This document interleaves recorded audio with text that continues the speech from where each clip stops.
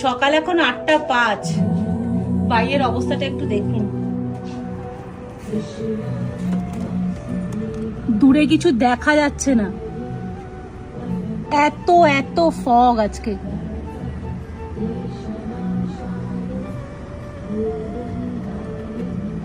এটা আমার বেডরুমের জানলা দিয়ে আরেকটা দিকে দেখাচ্ছি আপনাদের, দাঁড়ান।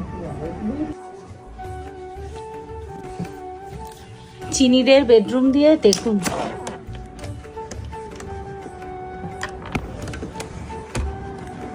অবস্থাটা দেখুন একবার। উফ, পুরো মনে হচ্ছে ধোঁয়া আসছে ঘরে, এত প্রচন্ড প্রচন্ড ফগ।